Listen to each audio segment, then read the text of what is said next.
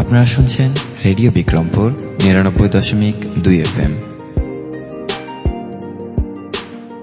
প্রাণের কথা মনে সুর, রেডিও বিক্রমপুর 99.2 FM।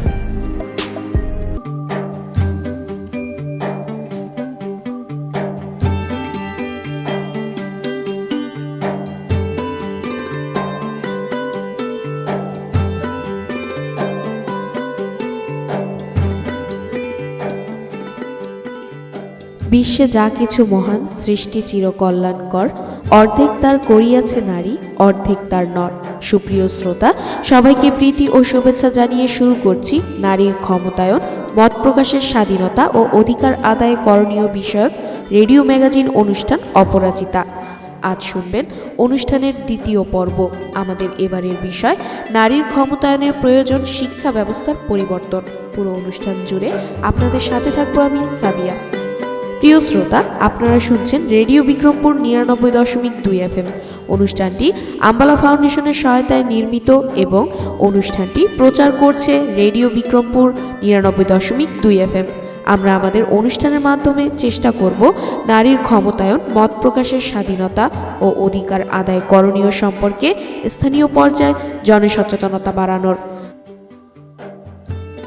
সৃষ্টি থেকে শেষ অবধি কেন্দ্রে রয়েছে নারী। হাজার রূপ একটি নারী, যেন রহস্যের ভাণ্ডারী। কখনো মা, বোন বা প্রিয়তমা স্ত্রী, তাদের জন্যই সুন্দর ধরনী স্রষ্টার করিগরি। নারী স্রষ্টার এক বিস্ময়কর সৃষ্টি। যদিও নর ও নারী এই দুয়ের মিলিত রূপই সুন্দর ও সাফল্যময় এক পৃথিবী। উভয়ের মিলিত প্রচেষ্টাতেই পৃথিবী আজকের এই অবস্থানে এসেছে। শ্রোতা, চলুন জেনে আসি আমাদের আজকের অনুষ্ঠানে কি কি থাকছে। আমাদের আজকের অনুষ্ঠানে থাকছে একটি প্রতিবেদন, একটি কবিতা এবং বিশেষজ্ঞের পরামর্শ। তুমি দারুণ, তুমি আলাদা, তুমি সুন্দর, আর তাই তো তুমি নারী। সুপ্রিয় শ্রোতা, চলুন অনুষ্ঠানের এই পর্যায়ে শুনে আসি বিষয়ভিত্তিক একটি প্রতিবেদন। শিক্ষার যে অঙ্গীকার, এখানে শিক্ষা হবে অবৈতনিক, সকলের জন্য, প্রত্যেকটা শিশুই এখানে শিক্ষার্থী হিসাবে গণ্য হবে। কিন্তু শিক্ষার যখন বাণিজ্যিকীকরণ করা হবে, তখন এইটা পণ্যে রূপান্তরিত হয়। পণ্য মানেই ক্রয় বিক্রয়ের সম্পর্ক। ফলে এই যে শিক্ষার দর্শন, যেটা স্বভাবতই নাগরিকরা পাওয়ার কথা, সেটার সাথে যখন বাণিজ্যিকীকরণ যুক্ত হবে, তখন সকলেই এইটি পাবে না। যার টাকা থাকবে, যে কিনতে পারবে, সেই শুধু এটা কিনতে পারবে। এখন দেখা যাচ্ছে যে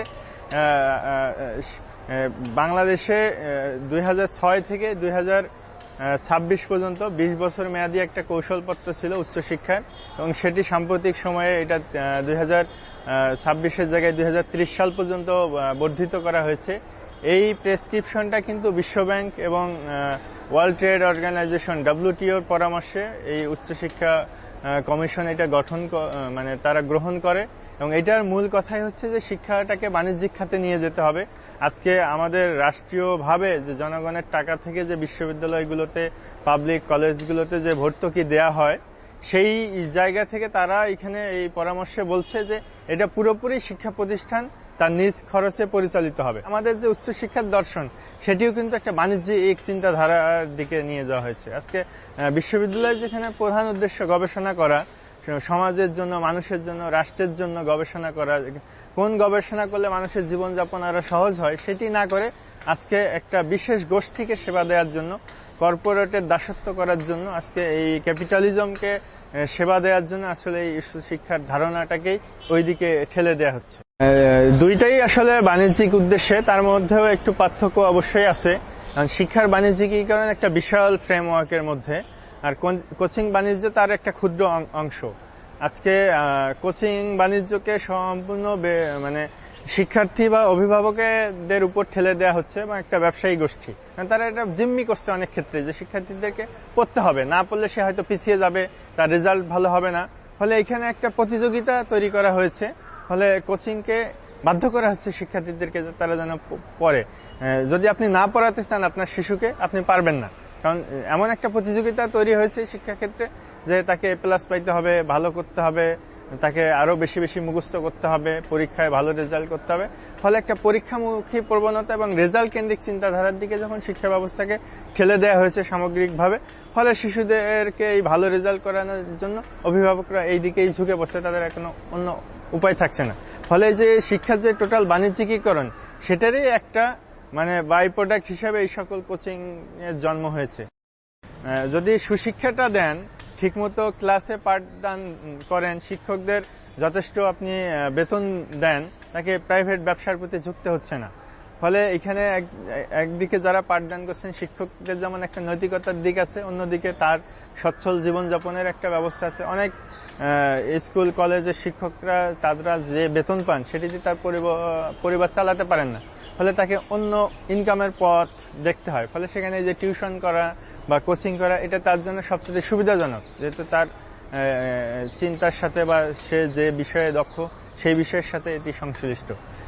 যদি তার যথেষ্ট পরিমাণ বেতন থাকতো, তাহলে তাকে এই বাণিজ্যটা করতে হতো না, এই ব্যবসা প্রাইভেটলি এটা করতে হতো না, প্রাইভেট পড়ানো বা কোচিং করা।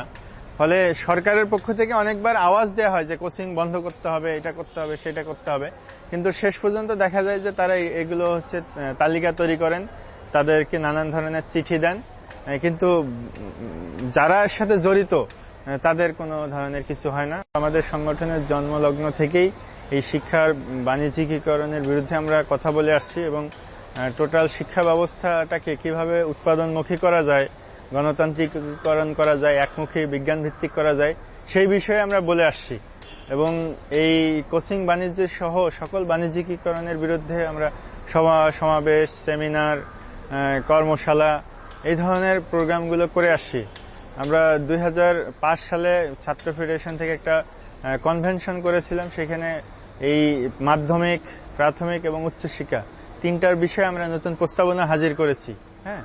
কিন্তু সরকারের পক্ষ থেকে এই সকল প্রস্তাবনাকে তারা কোনোভাবেই গ্রহণ করেন না, কোনোভাবেই গ্রাহ্য করেন না। ফলে আমরা এখনো ক্যাম্পেইনমূলক কর্মসূচি বিভিন্ন শিক্ষা প্রতিষ্ঠানে লিফলেটিং, ছাত্র সংগঠন হিসেবে আমাদের পক্ষ থেকে সর্বোচ্চ চেষ্টা চালিয়ে যাচ্ছি যে সরকারের এটা দায়িত্ব যে শিক্ষাটাকে ছাত্রছাত্রীদের কাছে, জনগণের কাছে পৌঁছে দেওয়ার দায়িত্ব। দেশের শিক্ষা ব্যবস্থার কারণে দিন দিন বাড়ছে বেকারত্বের হার। তাই যত দ্রুত সম্ভব পরিবর্তন আনতে হবে আমাদের দেশের শিক্ষা ব্যবস্থায়। এ দায়িত্ব কেবলমাত্র সরকারেরই নয়, এগিয়ে আসতে হবে সমাজের প্রতিটি মানুষকেও।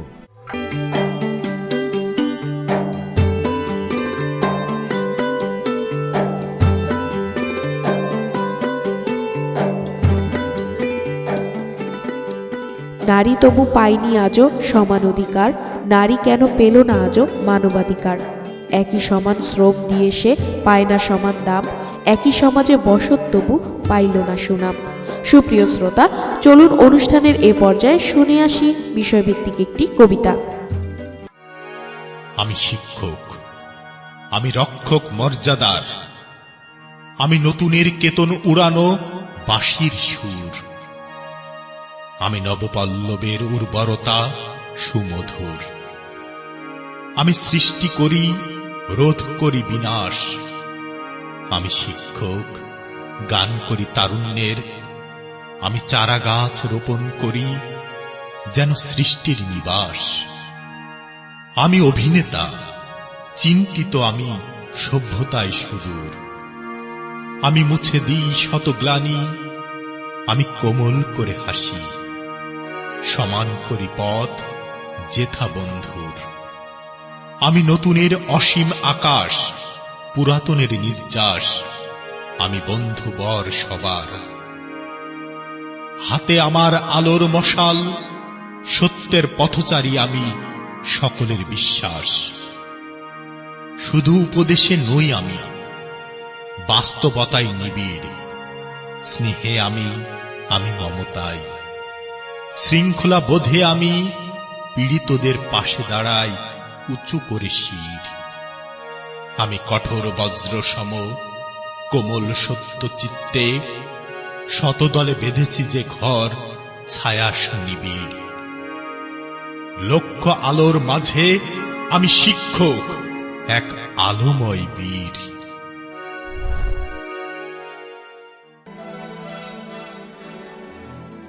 একজন পুরুষকে শিক্ষা দেওয়ার মানে একজন ব্যক্তিকে শিক্ষিত হিসেবে গড়ে তোলা, আর একজন মেয়েকে শিক্ষা দেওয়া মানে গোটা পরিবারকে শিক্ষিত করে তোলা।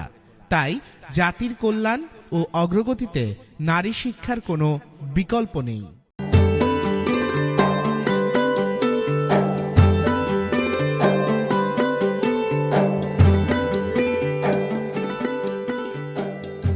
হে নারী, পৃথিবীর সবচেয়ে সুন্দর ফুল আর সবচেয়ে বর্ণময় কবিতার চেয়েও আকর্ষণীয় তুমি। প্রিয় শ্রোতা, চলুন অনুষ্ঠানের এই পর্যায়ে শুনে আসি বিশেষজ্ঞের পরামর্শ। এমন স্কুল কেন হয় যে স্কুলে শুধু স্কুল পর্যন্ত এটা সীমাবদ্ধ থাকে না, এটা হয় কোচিং পর্যন্ত যায়, বাসার টিউশন পর্যন্ত যায়? কেন? আমার কথা হচ্ছে এই জায়গাটার একটা বিরাট পরিবর্তন আসা উচিত। স্কুল হচ্ছে আমাদের শিক্ষার মাধ্যম, স্কুলে আমরা পড়াশোনা করব, স্কুল আমাদের জীবন ধারণের জন্য একটা বিরাট অধ্যায় বলা চলে। আমি যদি সকাল 8টার সময় যাই, আমি 2টা, 2:30, 3টা পর্যন্ত স্কুলে থাকতেছি। তারপর আমার মনে হয় না যে বাসায় কোনো কোচিং এ যাওয়া কিংবা কোনো বাসায় টিউটর রাখা এগুলোর কোনো প্রয়োজন আছে বলে আমার মনে হয় না। এই একটা কারণে এই যে কোচিং এবং টিউটর রাখার ব্যাপারে অনেক দরিদ্র ফ্যামিলির পড়াশোনাগুলো ঝরে যাচ্ছে। পাশাপাশি মেয়ে যারা হচ্ছে বাবা মারা নির্ভর হতে পারতেছে না, মেয়েকে কোথাও পাঠাইতে পারতেছে না, যার কারণে মেয়েদেরও পড়াশোনাটা কিন্তু অনেক অনেক সেক্টর বন্ধ হয়ে যাচ্ছে। তারা এবং মেয়েরাও রেজাল্ট ভালো খারাপ করতেছে, তখন তাদের মানসিকভাবেও কিন্তু তারা অনেক এত পড়তেছি ভালো করতে পারতেছে না, তাহলে মানসিকভাবে তারা অনেক দুর্বল হয়ে যাচ্ছে। তো এই ক্ষেত্রে দেখা যাচ্ছে কোচিং করলে হয়তো বা টিচাররা একটু ভালো মার্কস দেয়, টিউটরের কাছে পড়লে হয়তো বা সে আরো অনেক কিছু জানতে পারে, কিন্তু এটাতে কিন্তু মেয়েদের বেশি ক্ষতিগ্রস্ত হচ্ছে।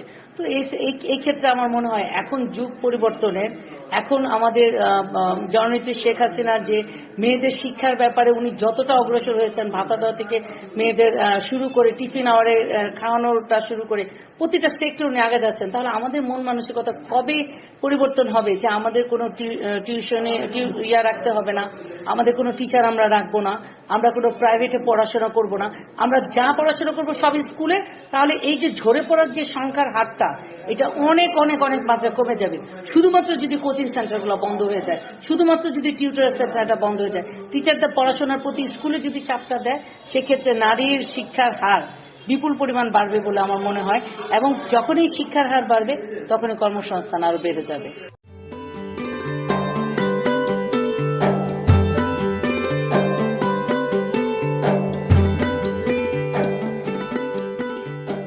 হে নারী, সমাজ গড়ার কারিগর তুমি, তোমারই মুঠোয় বিশ্বসুখ। প্রিয় শ্রোতা, আমরা অনুষ্ঠানের একেবারে শেষ পর্যায়ে চলে এসেছি। এতক্ষণ আপনারা শুনলেন নারীর ক্ষমতায়ন, মত প্রকাশের স্বাধীনতা ও অধিকার আদায়ে করণীয় বিষয়ক রেডিও ম্যাগাজিন অনুষ্ঠান অপরাজিতা। অনুষ্ঠানটি আমলা ফাউন্ডেশনের সহায়তায় নির্মিত। অনুষ্ঠানটি প্রচারিত হলো রেডিও বিক্রমপুর 99.2 FM এ। পুরো অনুষ্ঠান জুড়ে আপনাদের সাথে ছিলাম আমি সাদিয়া। অনুষ্ঠানের আগামী পর্ব শুনতে আমন্ত্রণ জানিয়ে শেষ করছি আমাদের আজকের অনুষ্ঠান। সবাই স্বাস্থ্যবিধি মেনে চলুন, সুস্থ থাকুন, নিরাপদে থাকুন, আর সব সময় কান পাতুন রেডিও বিক্রমপুর 99.2 FM এ। এবার বিদায়ের পালা।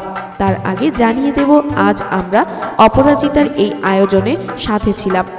উপস্থাপনায় আমি সাদিয়া, প্রকৌশল সহযোগিতায় ছিলেন মামুনুর রশিদ।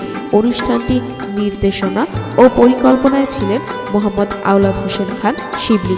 অনুষ্ঠানটি প্রচার করছে রেডিও বিক্রমপুর 99.2 FM।